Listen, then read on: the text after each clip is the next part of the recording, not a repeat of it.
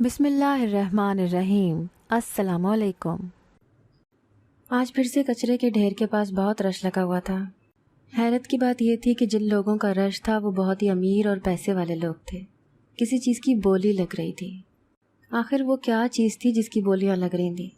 فیصل کھڑا تھا ایک اونچی جگہ پر اور وہ بولی لگا رہا تھا۔ ہر فرد اس کو خریدنا چاہتا تھا، ہر فرد اس چیز کے لیے لڑنے مرنے کے لیے تیار تھا۔ آخری بولی لگ چکی تھی۔ یہ کوئی بڑا کاروباری فرد تھا۔ 10,001، 10,002، 10,003 اور یہ پکی بولی لگ چکی ہے۔ سب کا رش آہستہ آہستہ ختم ہونے لگا۔ رہ جانے والوں میں صرف ایک فیصل اور وہ شخص باقی تھا جو خریدار تھا۔ فیصل کے چہرے پر بڑی ہی پراسرار سی مسکراہٹ تھی، جیسے اس نے کوئی مور کا سر کیا ہو، کوئی بڑا کارنامہ انجام دیا ہو، جبکہ اس کے برعکس اس شخص کا چہرہ پسینے سے بھرا ہوا تھا۔ اس نے اپنی ساری جمع پونجی اس چیز پر لگا دی تھی۔ پیسہ دینے کے بعد وہ شخص فیصل سے ہاتھ ملاتا ہوا اپنی گاڑی میں بیٹھا تھا، جبکہ بار بار پیچھے مڑ مڑ کر وہ دیکھ رہا تھا کہ چیز سلامت ہے، موجود ہے، محفوظ ہے۔ گھر گیا تو پریشانی کے عالم میں تھا۔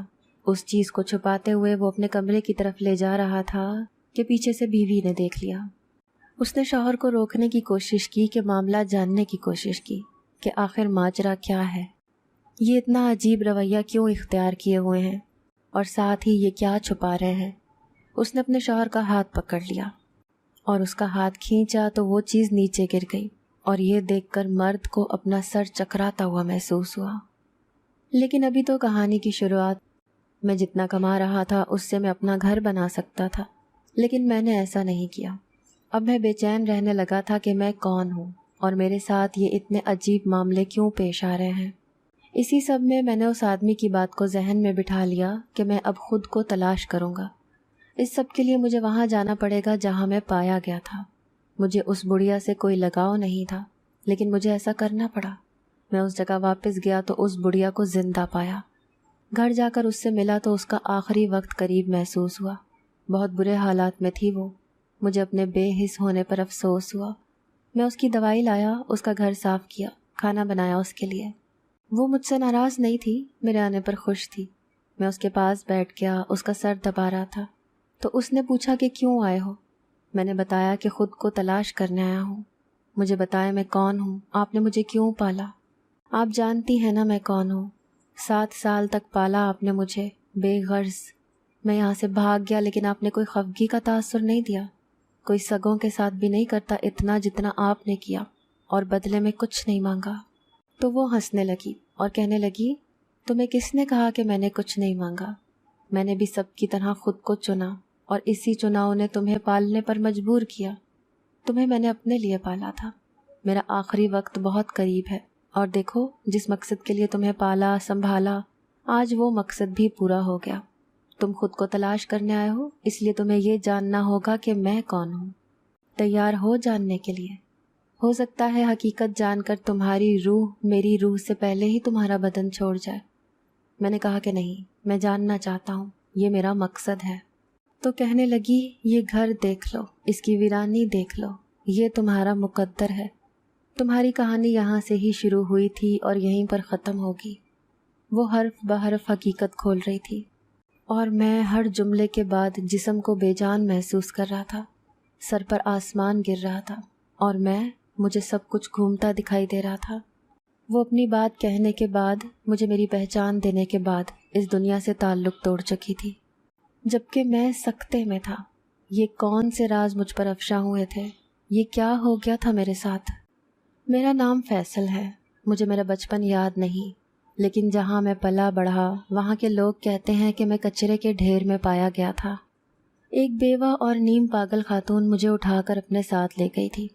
کہنے والے کہتے ہیں کہ میں ایک رات کچرے کے ڈھیر میں روتا ہوا پایا گیا تو میرے ارد گرد بہت لوگ جمع ہو گئے۔ سب نے دیکھا کہ ایک سیاہ فام بچہ ہے جو رو رہا ہے، اور اس کے پیدا ہوئے بھی ابھی چند ہی گھنٹے ہوئے ہوں گے۔ کوئی آگے نہیں بڑھا مجھے اٹھانے کے لیے، میری ذمہ داری لینے کے لیے۔ بس میرے امی ابو کے بارے میں باتیں بنا رہے تھے کہ نہ جانے کیا مجبوری رہی ہوگی کہ مجھے ایسے چھوڑ کر چلے گئے۔ پتہ نہیں جائز اولاد ہوں بھی کہ نہیں۔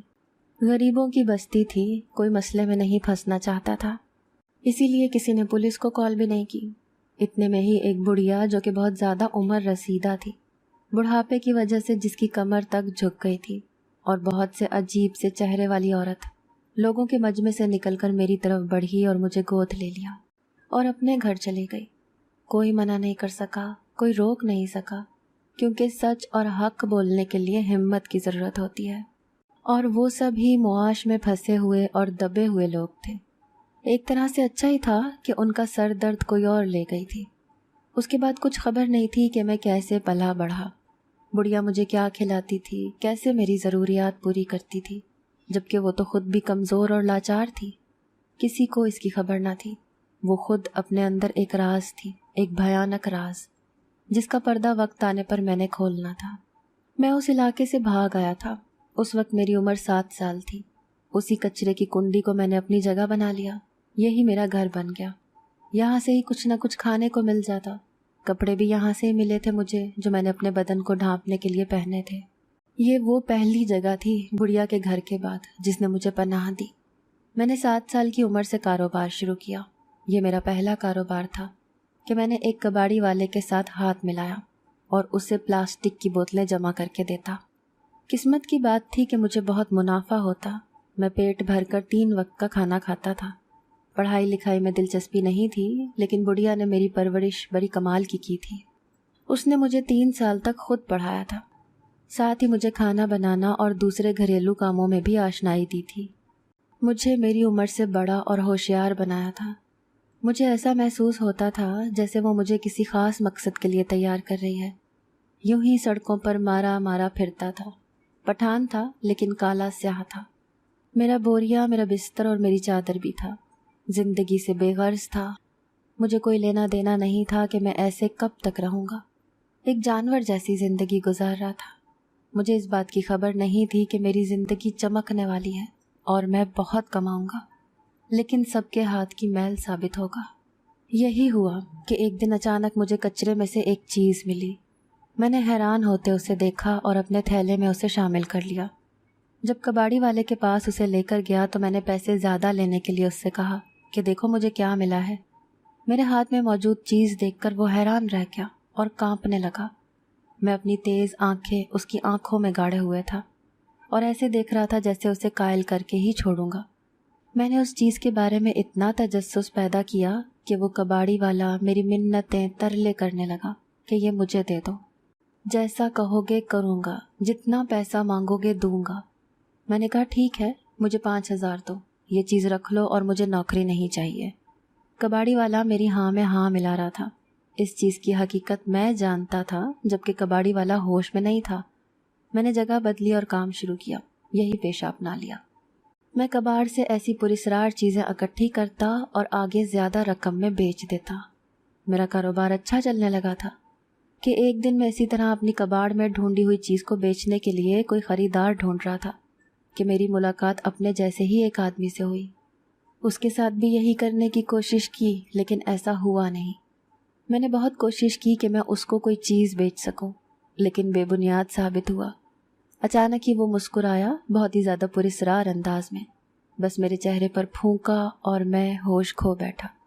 میں رسیوں میں جکڑ کر بند کیا گیا تھا اور کانوں میں بہت ہی عجیب سی آوازیں سنائی دے رہی تھیں۔ جیسے جیسے بیدار ہو رہا تھا ویسے ویسے آوازیں صاف ہو رہی تھیں، اور پھر ایک دم سب یاد آنے پر میں نے آنکھیں کھولیں تو خود کو ایک کمرے میں بند پایا۔ چاروں طرف سے یہ کمرہ بند تھا، حبس تھی، اور مجھے کرسی پر رسیوں سے باندھا گیا تھا۔ میرے تھیلے میں بہت سے پیسے تھے۔ وہ تھیلا خالی پڑا تھا اور اس کے اندر کے پیسے باہر گرے پڑے تھے جنہیں 2 افراد گن رہے تھے۔ اچانک ان میں سے ایک بولا، باس یہ تو 1,00,000 کے قریب کچھ رقم بنتی ہے۔ باس نے سمجھنے والے انداز میں سر ہلایا۔ مجھے پیسے سے اس وقت کوئی مطلب نہیں تھا۔ مجھے لگا وہ پیسوں کے لیے مجھے یہاں لائے ہیں، لیکن یہ صرف میری خام خیالی ہی ثابت ہونے والی تھی۔ ایک آدمی نے میرے سامنے ایک کرسی رکھی اور مجھ سے پوچھا کہ بتاؤ کیا ماجرا ہے، یہ اتنا پیسہ تم جیسے فقیر کے پاس کہاں سے آیا؟ چوری کی ہے؟ میں نے کہا نہیں۔ پھر سے پوچھا تو یہ کہاں سے آیا؟ میں نے انہیں سارا ماجرا بتایا تو کہنے لگے بے وقوف سمجھا ہے کیا؟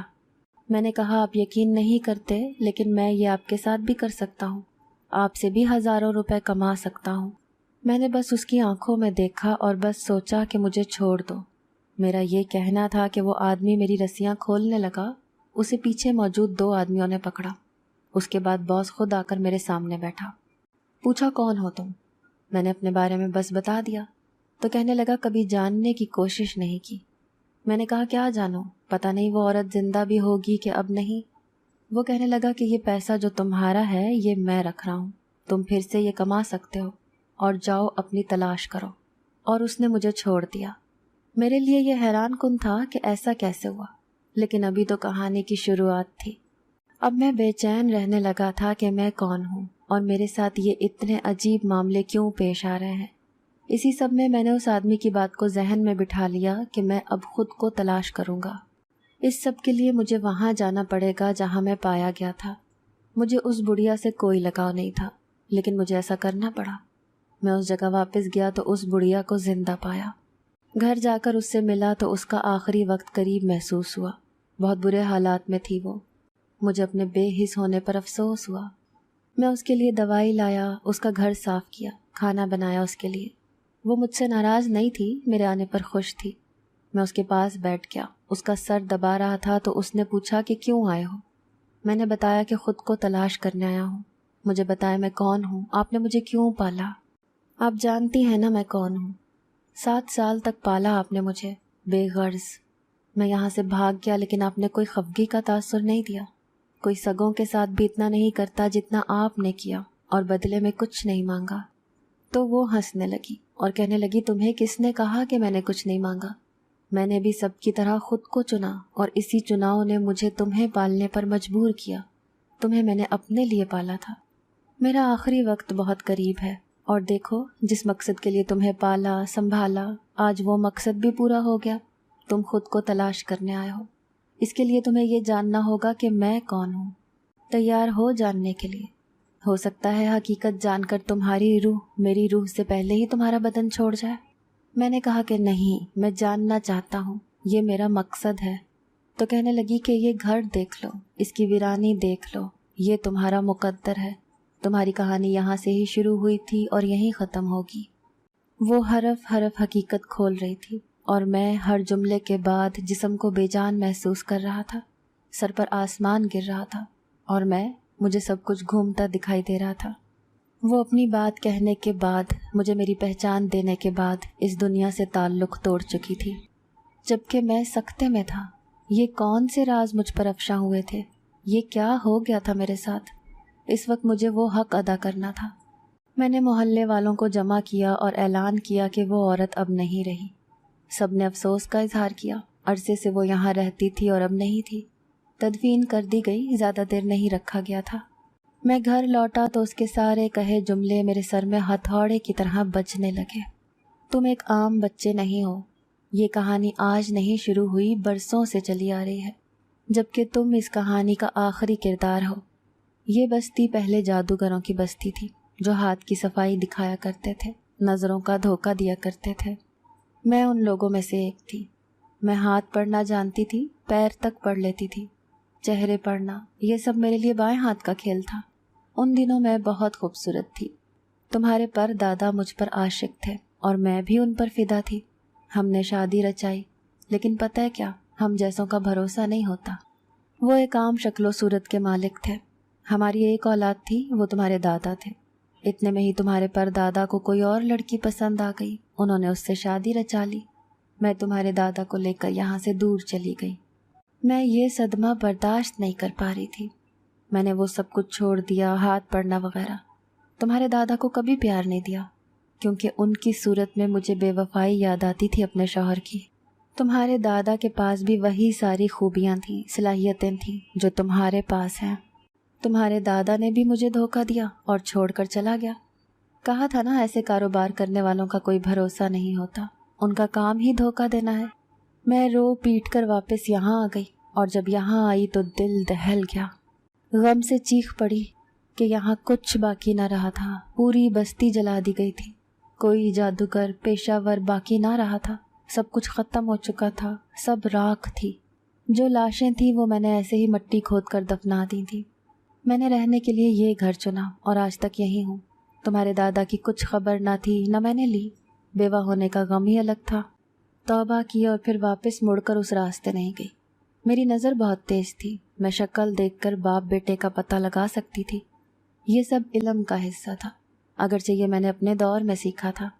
اس رات جب تمہیں پہلی بار دیکھا تھا میں نے، تو میں خود کو روک نہیں پائی۔ تم میری اولاد کی اولاد تھے، میرے پرپوتے، میرے بڑھاپے کا سہارا، میرے آخری وقت کے ساتھی۔ مجھے تنہائی نے دیمک کی طرح چاٹا تھا اور تم اس میں روشنی کا پھول تھے۔ تمہیں پا کر میں بہت خوش تھی۔ 7 سال تمہارے ساتھ رہی۔ دیکھا جاتا تو تم ہو بہو میرے شوہر کا عکس تھے۔ تم نے پوری طرح سے ان کی فطرت کو اپنایا ہوا تھا۔ تمہارا تیز ذہن، تم نے بہت جلد ہی بولنا شروع کیا تھا، تم نے بہت جلد ہی چلنا بھی شروع کیا تھا۔ میں نے دیکھا کہ تم آنکھیں پڑھ کر نظر بند کر سکتے ہو، اپنی مرضی سے سامنے والے کے ذہن کو ایک لمحے کے لیے قابو کر کے کچھ بھی کروا سکتے ہو، اس کا فیصلہ بدل سکتے ہو۔ تم بھی دھوکے باز نکلے، جادوگر نکلے۔ میں نے تمہیں یہ سکھایا تھا چھوٹی عمر میں۔ وجہ یہی ہے کہ تم سوچتے ہو کہ سامنے والوں کی آنکھوں میں دیکھتے ہو، وہ آنکھوں سے ہی لہریں بھیج کر تم ان کا ارادہ بدلنے کی صلاحیت رکھتے ہو، اور یہی وجہ ہے کہ تم اتنا پیسہ کما رہے ہو۔ تم ایک جائز اولاد ہو، میں تمہارا ایک باقی رہ جانے والا رشتہ ہوں۔ تم یہ سب چھوڑ دو، اس کا انجام اچھا نہیں ہے۔ اپنے بارے میں جان لینے کے بعد بھی میرا کوئی ارادہ نہیں تھا خود کو بدلنے کا۔ میں نے خود کو جان لینے کے بعد پھر سے وہی کام شروع کر دیے۔ آج پھر سے کچرے کے ڈھیر کے پاس بہت رش لگا ہوا تھا۔ حیرت کی بات یہ تھی کہ جن لوگوں کا رش تھا وہ بہت ہی امیر اور پیسے والے لوگ تھے۔ کسی چیز کی بولی لگ رہی تھی۔ آخر وہ کیا چیز تھی جس کی بولیاں لگ رہی تھیں؟ فیصل کھڑا تھا ایک اونچی جگہ پر اور وہ بولی لگا رہا تھا۔ ہر فرد اس کو خریدنا چاہتا تھا، ہر فرد اس چیز کے لیے لڑنے مرنے کے لیے تیار تھا۔ آخری بولی لگ چکی تھی۔ یہ کوئی بڑا کاروباری فرد تھا۔ 10,001، 10,002، 10,003 اور یہ پکی بولی لگ چکی ہے۔ سب کا رش آہستہ آہستہ ختم ہونے لگا۔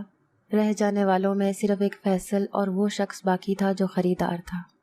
فیصل کے چہرے پر بڑی ہی پراسرار سی مسکراہٹ تھی، جیسے اس نے کوئی مور کا سر کیا ہو، کوئی بڑا کارنامہ انجام دیا ہو، جبکہ اس کے برعکس اس شخص کا چہرہ پسینے سے بھرا ہوا تھا۔ اس نے اپنی ساری جمع پونجی اس چیز پر لگا دی تھی۔ پیسہ دینے کے بعد وہ شخص فیصل سے ہاتھ ملاتا ہوا اپنی گاڑی میں بیٹھا تھا، جبکہ بار بار پیچھے مڑ مڑ کر وہ دیکھ رہا تھا کہ چیز سلامت ہے، موجود ہے، محفوظ ہے۔ گھر گیا تو پریشانی کے عالم میں تھا۔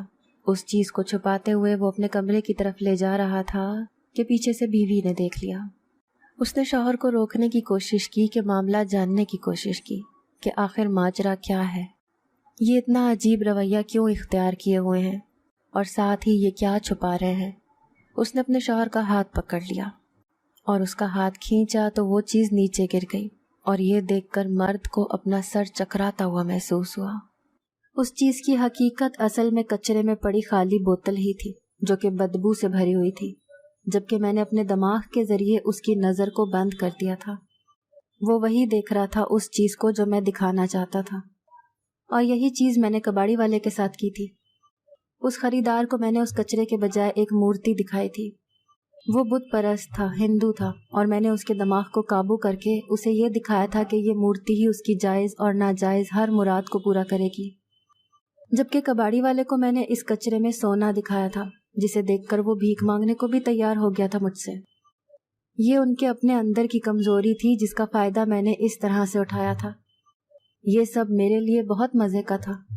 اس شخص کو دل کا دورہ پڑا تھا اور وہ مر گیا تھا، جبکہ میں ہر شخص کا دماغ ایسے ہی قابو کرتا تھا۔ جس کو جس چیز کی ضرورت ہوتی، میں کچڑے کے کباڑ میں اس کے ذہن کو وہی چیز دکھاتا، اور اس طرح سے مرد حضرات مجھ سے بہت کچھ لے کر چلے جاتے تھے۔ ان چیزوں میں زنانہ چیزیں زیادہ ہوتی تھیں، جیسے کسی عورت کے جوتے، جو کہ میں بہت ہی عمدہ بنا کر ان کے ذہنوں میں دکھاتا تھا، کبھی کسی عورت کا پرس۔ یہ سب وہ اپنے گھر کی عورت کو خوش کرنے کے لیے کرتے تھے کہ کباڑ سے بہترین چیز مل رہی ہے، جبکہ اس کی حقیقت کباڑ ہی ہوتی تھی۔ میں اپنی موج میں تھا، کوئی ارادہ نہیں تھا بدلنے کا میرا۔ اسی موج میں چل رہا تھا کہ اچانک کچھ افراد آئے اور مجھے گاڑی میں ڈال کر لے گئے۔ جب آنکھ کھلی تو اندھیرے کمرے میں پایا خود کو۔ سامنے دیکھا تو ایک ڈاکٹر تھا، ساتھ وہی شخص تھا جس نے مجھ سے کہا تھا کہ خود کو جانو۔ میں نے اس سے پوچھا کہ مجھے یہاں کیوں لائے ہو، تو کہنے لگا کہ تمہیں میں نے ایک کہا تھا کہ خود کو تلاش کرو، یہ اس لیے نہیں کہا تھا کہ تم اس دلدل میں پھنس جاؤ۔ اب تم سے تمہاری یہ آنکھیں لے لوں گا میں، جس کے ذریعے تم لوگوں کو بے وقوف بناتے ہو۔ تمہاری وجہ سے میں نے اپنا بھائی کھویا ہے کچھ دن پہلے، جو پریشان تھا، اپنی مشکلات کا حل ڈھونڈ رہا تھا، اور تم نے اسے کچرا بیچا مورت کے نام پر۔ وہ یہ صدمہ نہیں برداشت کر پایا، وہ حلال کی کمائی پر یقین رکھتا تھا، تم نے اس کے جذبات کا مذاق بنایا اور وہ تمہاری وجہ سے مر گیا۔ تمہاری آنکھیں نکال لوں گا تو پھر تم کسی کے بھائی کی جان تمہاری وجہ سے نہیں جائے گی۔ انہوں نے مجھے بے ہوش کر دیا، اور جب ہوش میں آیا تو میں کسی یتیم خانے میں پڑا تھا اور میں آنکھوں سے معذور ہو چکا تھا۔ میں نے جب اپنا یہ حال دیکھا تو دکھ سے رو بھی نہیں سکا صحیح سے، کہ آنکھوں میں درد اٹھتا تھا۔ میرے چلانے سے وہاں سبھی پریشان ہوتے تھے، اسی لیے مجھے وہاں بھی نہیں رکھا گیا اور نکال دیا گیا۔ میں اسی کچرے کے ڈھیر میں پڑا تھا، اپنی موت کا انتظار کر رہا تھا کہ کوئی گاڑی والا میرے سامنے سے گزرا۔ میں نے بغیر آنکھوں کے اسے نظر بند کرنے کی کوشش کی اور اپنا ذہن لگایا تاکہ اسے روک سکوں، اور یہی ہوا۔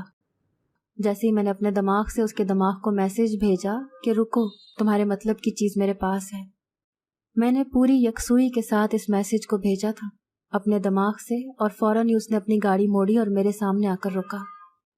میں حیران نہیں ہوا، میں پہلے سے زیادہ بے حس ہو چکا تھا۔ اب مجھے اس معاشرے سے نفرت ہونے لگی تھی اور میں نے اب بدلہ لینا تھا، انہی لوگوں سے جن کی وجہ سے میں اس حال تک پہنچا تھا۔